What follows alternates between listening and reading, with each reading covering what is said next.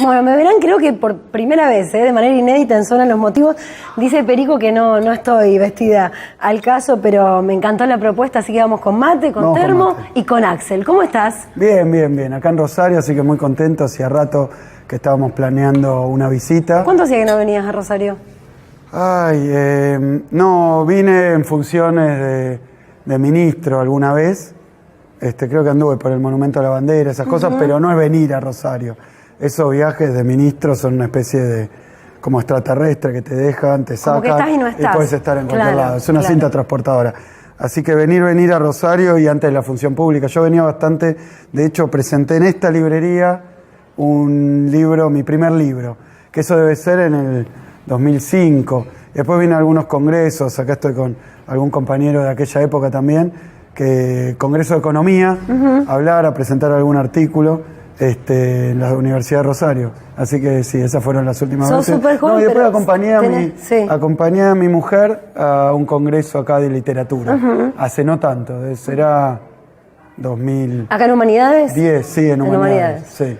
Bueno, aprovechamos para saludar a Perico Pérez, a Rubén Milito, bueno, a Homo Sapiens que nos da el lugar. Me siento un poco intimidada, nunca estuvimos con tanta gente detrás de cámara. Y con mate. Y con mate. Bueno, eso nos une de alguna manera a todos. El amor por el mate, los argentinos.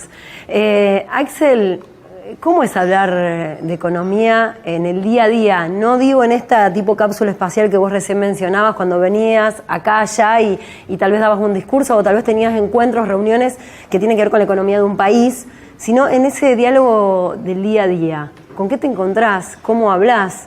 ¿Qué es lo que priorizás? ¿Decís? No, por eso digo, vos sos economista antes de ser ministro, ¿no? No, yo la verdad que siempre... y con un grupo bastante grande de compañeros que estudiamos en los 90. Yo creo que en el peor momento, porque estaba el neoliberalismo a cargo del país. Casi diría, no ideológicamente, en la práctica. El Fondo Monetario decidía qué hacía todos los días el gobierno en la economía. Fue la época de las privatizaciones, del endeudamiento. Obviamente también fue la época de los ajustes, del ajuste sobre la educación, la salud, todo el estado de bienestar y todo lo que los argentinos teníamos desde hacía décadas como obvio y seguro. Y bueno, en aquel momento yo siempre tomaba la economía como una especie de militancia, porque me gustaba la docencia, me gustaba la investigación, pero también estaba obsesionado con un grupo bastante grande de compañeros que después, hoy la mayoría están con nosotros, incluso me acompañaron muchos en la gestión, porque son de aquel momento, poder comunicar los temas económicos a las grandes mayorías, a la gente que no sabe economía. Eso es complicado porque el economista siempre se refugió en un lenguaje técnico, en un saber especializado para decir, pero sin que nadie entienda. Y nosotros pensábamos que la economía afecta a millones de personas todos los días, ¿no? La cosa económica es algo de todos los días, es el morfi, es el mango, es el laburo. Claro. ¿Cómo puede ser que los economistas no podamos transmitir qué pasa con la gran política económica? Y ahí empezamos a trabajar con algo así. Hay una diferencia igual, perdón que te interrumpa. Sí. No pueden o no quieren. Algunos tal vez no quieren, otros tal vez no pueden porque están acostumbrados a un lenguaje en un microclima distinto, entonces no pueden bajarlo. Y esto lo emparento también a la justicia. Muchos jueces que hablan solo con sus dictámenes y no tienen una bajada, digamos, de lenguaje para que lo entienda la gran mayoría, justicia o cuestiones judiciales que también afectan nuestro día a día. Por supuesto, yo creo que, mira, si uno lo pone a un economista cuando le toca y quiere y trabaja de favorecer a determinados sectores económicos, tiene muchas veces la obligación de decir que no es para esos sectores económicos que está trabajando, sino que está trabajando para todos. Ahora, lo que tiene que decir es bastante inexplicable, porque lo que tiene que hacer es inexplicable. Decía Scalabrini Ortiz, la verdad que la cita fue después muy recorrida por Jaureche también, esto de que cuando uno no le entiende un economista es porque, perdón el lenguaje, te está cagando. Y nosotros estamos acostumbrados igual los argentinos en distintas épocas. Sí. ¿Sos peronista? Yo, mira, siempre lo cuento así porque es mi historia de vida. Yo nací en una casa que no era peronista. Tampoco era extremadamente gorila, pero no era peronista. O sea que hay muchos que son peronistas de una manera más directa y más sencilla, como el cuadro de fútbol, porque en su casa estaba la foto de Perón, de Evita. Por herencia. En mi casa no fue así. Sí, no quiero decir que entonces no haya una Un peronismo por convicción. Claro, incluso que no sea muy fuerte para aquellos que son peronistas, porque en su casa eran peronistas, que también después se va resignificando. Ahora a mí no me tocó eso. Me tocó una casa donde no era ni muy militante ni muy peronista. Y yo sí me metí en la militancia, pero en un momento donde el peronismo para mí era Menem.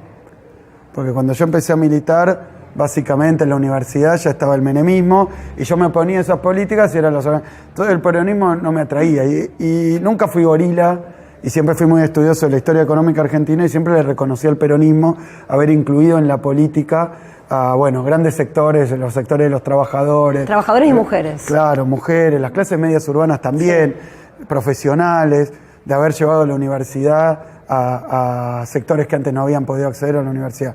Entonces siempre me atrajo ese peronismo, pero no sabía que ese peronismo iba a volver. Cuando volvió ese peronismo, directamente, mira, todo lo que nosotros en los 90, militando contra el menemismo, decíamos, habría que hacer, pero no sabemos si se puede hacer. Vino Néstor y vino Cristina y lo empezaron a hacer desde el Estado. Entonces, la cercanía a ese peronismo, que era el peronismo clásico, digamos, de Perón, pero con formas modernas, porque también los derechos, matrimonio igualitario, cosas que no eran banderas históricas del peronismo, pero que aparecieron. Bueno, pero son coyunturalmente más modernas o posmodernas. Yo diría, yo me acerqué al peronismo, pero el peronismo se acercó a mí muy rápidamente. ¿Y desde qué lugar entonces militabas? Porque claro, es verdad, el sinónimo para vos de peronismo en ese momento era menemismo, que era lo que estabas viviendo. ¿Desde qué lugar militabas? Mira, yo milité... ¿A qué mesa te acercaste de la universidad concretamente? No, muchísimos compañeros míos. Cuando yo en la universidad nosotros... yo mismo fundé una agrupación independiente, en económica de la UBA. Una agrupación independiente que después empezó a tener diferentes agrupaciones independientes. Sí. Yo solo, digamos, sino que con un grupo de compañeros fundamos una agrupación independiente que militamos durante todos los 90 desde la universidad. Después yo tuve militancia gremial. Claro, pero estaban como huérfanos de esos partidos, digamos, madres o padres. Más grande que eso, y para que te cuente un poquito, la orfandad era peor, te diría, no solo del partido. Pero en esas agrupaciones independientes militaban muchos peronistas, también decepcionados un poco con el peronismo, y militando desde agrupaciones independientes contra el gobierno menemista y el gobierno de la universidad, que era radical en ese momento. Pero ahí estaba, por ejemplo, Mariano Recalde, que más que una peronista no puede tener. Mariano Recalde, que su papá Héctor, abogado de sindicatos, y sin embargo militaba en una agrupación independiente en derecho, de la misma familia que la mía.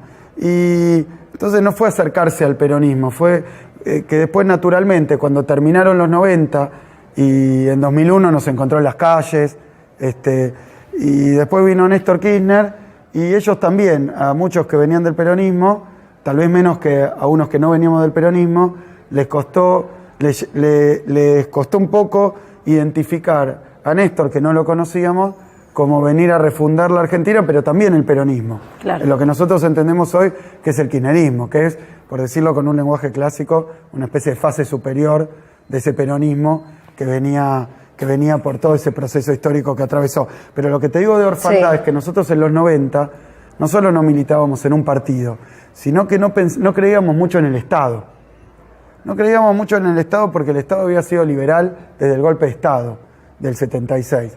Entonces creíamos que el Estado era un instrumento de los poderosos para oprimir a los que menos tenían, para beneficiar, a los grupos económicos, para asociar a la Argentina con el extranjero. Es decir, el Estado era lo más distinto que uno podía ver a algo que iba a encabezar un proceso de transformación de la Argentina para el lado de lo nacional, de lo popular, de lo democrático. Y la gran sorpresa fue que el Estado podía ser también un instrumento para transformar la sociedad. Nosotros en los 90, como pasó con el autonomismo, con esos movimientos zapatistas, con todo eso que creció en los 90 contra el Estado, porque se creía que el Estado en la globalización ya nunca más iba a poder llevar la bandera de los que más necesitan, de los que menos tienen, pero también de los pequeños industriales, de los pequeños comerciantes, de las clases medias, de los estudiantes. Todo eso estaba alejado del Estado, porque era un Estado, la verdad, que avasallaba derechos, que avanzaba contra las conquistas de los trabajadores, contra los gremios. Pero vos fijate que ese discurso de 2003, yo todavía no era kirchnerista y todavía no era parte del gobierno. Claro.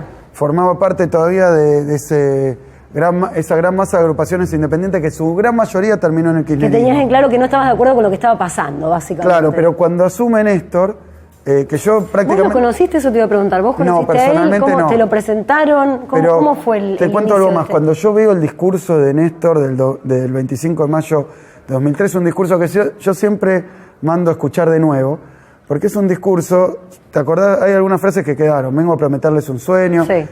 No he pedido ni solicitaré cheques en blanco. Vengo en cambio a proponerles un sueño, reconstruir nuestra propia identidad como pueblo y como nación. Vengo a proponerles un sueño, que es la construcción de la verdad y la justicia. Vengo a proponerles un sueño, que es el de volver a tener una Argentina con todos y para todos. Y empezó a hablar, fantásticamente para mí, de economía. Yo era profesor, investigador de la facultad, de la universidad. ¿Lo seguís en siendo? Economía, sigo siendo, estoy con licencia, sin goce de sueldo, porque van a decir, cobre. Vos aclarás sí, me las acusan cosas. de todo, sí. Entonces... Vas a tener que pagar, no sé dónde vas a sacar los 15 millones de pesos. Está difícil. Mi última declaración dice 1.600.000, que eso es mi casa, que no sé en cuánto está evaluada. ¿Eso se tiene que pagar? Perdón, abrimos para... ¿Eso se tiene que pagar ya? ¿Cómo es? ¿Hay plazo? No sé. La en verdad esta que no economía sé sin muy corbata, bien. decime, ¿cómo es el tema? No sé muy bien. Un juez te dice, tenés que pagar esto al otro día. Espero que alguien ponga un poco de racionalidad en esta locura de Bonadío. Espero que alguien ponga un poco de racionalidad. Pero ahora vamos a eso. Sí. Lo que te digo es que escuché ese discurso y en ese discurso habló de economía. Y las cosas que decía, yo las tomé inmediatamente, las llevé a mis cursos de economía. Yo no era ni kirchnerista, ni estaba en el gobierno, pero dije, puede haber una economía distinta. El Estado puede ocuparse de lo que dice el keynesianismo, un poco está en el libro este que vengo a presentar acá. Ahí está. Claro, vine a presentar un libro, pero también tengo que confesar hacer política, ¿no? Es que está muy ligada también la política, o debería estarlo, ¿no? La política y la economía. Mira, dijo dos cosas que a mí me resultaron fantásticas, que ya lo empezó a decir ahí. Primero dijo que desde el Estado venía a recuperar la distribución del ingreso, a recuperar el crecimiento económico, a recuperar la industria argentina. Y que tenía que ser el Estado el que lo lidere. Después de tanto tiempo de escuchar que el Estado se tiene que correr de todo, que no tiene que intervenir en la economía, que el Estado es malo, sucio, feo, corrupto, vino con ese discurso. Y lo otro que dijo es que la economía tiene que estar al servicio de la política. Cosa que Cristina también ha repetido muchas veces y que me parece central. Porque la gente vota un presidente. Y en Argentina, en toda la fase neoliberal, nosotros vimos que el que mandaba era el ministro de Economía. ¿Por qué mandaba el ministro de Economía? Porque Argentina estaba siempre con la soga al cuello de que no llegaba a pagar el vencimiento de la deuda externa. Entonces, para conseguir que te prorrogaran el vencimiento, como estuvo en estos años y en estos meses, Grecia, España, que se tienen que ir corriendo al Fondo Monetario a pedirle que te preste para pagar el próximo vencimiento, si no se arma un desastre, una hecatombe, y entonces le dicen, bueno, yo te voy a prestar, pero ¿sabés qué? Vos vas a tener que hacer esto, esto, esto y esto. Y eran esas listitas que después se convertían en leyes en la Argentina en la época neoliberal, que así se terminó privatizando, porque la privatización no fue una idea de Menem, fue una imposición del Fondo Monetario Internacional para pagar la deuda externa. Lo mismo podemos decir de esa ley de reforma laboral que después aprueba de la Rúa, la famosa ley Banelco, la flexibilización laboral, fue algo que impuso el Fondo Monetario para darle plata al país y poder pagar el próximo vencimiento. O sea... Sí, te doy un crédito, pero hace esto y esto. Y digamos, bueno, el acreedor es dueño de la empresa cuando está básicamente quebrada. Y ahí es donde el ministro de Economía era un protagonista, pero un protagonista de una historia muy antidemocrática. Porque no mandaba la política no decidía nada. Terminaba decidiendo la economía a través de imposiciones de los acreedores. Entonces yo creo que eso cambia con Néstor Kirchner, con Cristina Fernández de Kirchner, y esto lo tiene que reconocer el que nos quiere, el que no nos quiere, el que nos votó o no nos votó. Ahí voy a un punto central. Y me gustaría, y me veo en la obligación, porque tengo la posibilidad de hablar con vos, y en mí represento a muchísima gente. Yo no soy ni kirchnerista ni anti-kirchnerista. Yo soy una periodista que hay cosas que me gustan de lo que pasa hoy, y la verdad es que hasta el momento hay muchas otras que no me gustan de lo que está pasando hoy. Pero también de kirchnerismo tengo que decir que hay muchas cosas que me gustaron y otras que no me gustaron. Y algo que yo siento, y que sí se lo atribuyo al kirchnerismo, sobre todo en esta última etapa, es esta grieta, esta famosa grieta, y si no le ponen otra palabra, esta dicotomía, por ejemplo, esta cosa de que si yo hoy te entrevisto a vos, el que no quiere escucharlo ni 2 minutos va a decir, esta mina es kirchnerista, pan, y me cambia, Exacto. es K. digo, esta cosa de encorsetar a distintos seres humanos, en mi caso el rol de periodista también, hemos sido muy vapuleados. Exactamente. Y yo me sentí en los últimos tiempos, desde el macrismo todavía no puedo evaluarlo, pero sí antes del macrismo, en esta cuestión de si digo algo a favor del kirchnerismo, soy K. Y si digo algo en contra, soy una gorila. Y la verdad es que es doloroso, porque yo tengo 39 años y estaba como vos lo contabas. Entonces por eso digo, me veo tan emparentada en lo que vos contabas. Cuando yo era estudiante universitaria, aprendí a amar la historia, por ejemplo. Yo estudié comunicación social en la Facultad Pública, en la UNR. Hay cosas de la universidad privada, por ejemplo, que me parecen interesantes porque te da la posibilidad que yo no tuve, por ejemplo, cuando estudié en la pública, pero hay muchas otras de la pública que también me gustan. ¿Qué sé yo? ¿Seré blanda?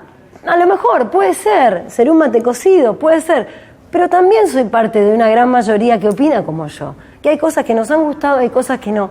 Y la verdad que me parece doloroso que haya odio por debajo de muchas de las cosas que se hablan. Mira, ¿se entiende? Sí, se entiende. Te voy a dar una respuesta. Voy a tratar de ser sintético porque evidentemente es un tema enorme, formidable, que pega por todos los niveles. Pero déjame hacer algunas reflexiones sobre esto. Yo te digo lo que yo pienso del tema, que no necesariamente es verdad, ni soy sociólogo, ni historiador tampoco, pero sí tengo la siguiente percepción. Nosotros tratamos de hacer un gobierno que es un gobierno que pretendió representar a las mayorías. A mucha gente que no tiene voz, ni tiene plata para pagar una publicidad de los medios de comunicación, ni para decirle a un periodista, no digo por vos, decí esto, decí lo otro, ni decirle a un juez, ataca este, ataca el otro. Sino que son grandes mayorías de trabajadores que tuvieron mejores condiciones de trabajo en estos años, de jubilados que lograron jubilarse, son 3 millones que no habían podido pagar los aportes, de estudiantes que tuvieron una universidad con más presupuesto. Pretendemos representar a muchos que no tienen voz. Sí. Pero muchas veces, y te lo digo por la economía, nos ha tocado enfrentarnos con otros, evidentemente. Yo te doy un caso. Me acuerdo al principio de 2014... que había habido una devaluación mucho más chica que la de ahora, igual fue un escándalo, y había muchos empresarios que querían subir los precios. Entonces nos juntábamos, yo, el secretario de Comercio, y le dijimos, mira, no podés subir los precios. ¿Por qué? Porque te vas a hacer un daño a vos mismo. Si todos suben los precios, nadie va a poder comprar, y a vos te va a parecer que vos querés subir el precio porque te beneficia, pero te vas a terminar Lo que pasa ahora con los cigarrillos, por ejemplo, que bajaron el costo porque bajó el consumo. En buena medida. Entonces, lo que nosotros decíamos es, a mí me toca desde el Estado defender a los que no están en esta mesa, todos los trabajadores. Entonces el tipo te decía, bueno, yo voy a salir y voy a denunciar que vos me estás apretando. No, vamos a tratar de dejar un acuerdo. Y efectivamente, se armó toda una cosa que nosotros estábamos contra los empresarios. Nosotros entendíamos que estábamos defendiendo a una gran mayoría, pero sí tuvimos que enfrentar a ese sector, tuvimos que enfrentar en algún momento al sector petrolero para que no subiera las naftas. Ahora las naftas han subido porque, claro, el Ministerio de Energía no enfrenta al sector petrolero, es el sector petrolero. Entonces parece que hubiera menos lío y más diálogo con los diferentes sectores. ¿Pero por qué? Porque lo mismo, yo fui ahí y tuve que enfrentarme a los fondos buitres. No nos dijimos las cosas más lindas del mundo, pero no es que nosotros queríamos generar una grieta con determinados sectores. Es que estábamos defendiendo determinada forma de ver el país, determinadas políticas y determinados intereses. Yo no me beneficié ni con las naftas, ni con no pagarle a los buitres, ni con bajar los precios en los supermercados. Yo no ganaba nada más que el general de la gente. No, pero vos estabas representando a nuestro país. Bueno. Y yo me sentí contenta cuando mirá vos lo que dijiste, te digo, acá estamos y nosotros... Muchas veces la famosa grieta fue resultado de eso. Sí. Porque nosotros también nos enfrentamos con determinados medios que desde nuestro punto de vista querían hacer un negocio particular de ellos. Y no querían informar, y no buscaban la objetividad y el bienestar de la gente, sino que querían quedarse, ponerle con Telecom. Y como querían comprar Telecom y el gobierno no quería que se monopolizaran los medios, se peleó con nosotros y nos empezó a tirar con todo. Y eso se convirtió en mucha agresión. Yo no quiero decir que nosotros no tuvimos nada que ver. Lo que quiero decir es que la agresión se hace de a dos.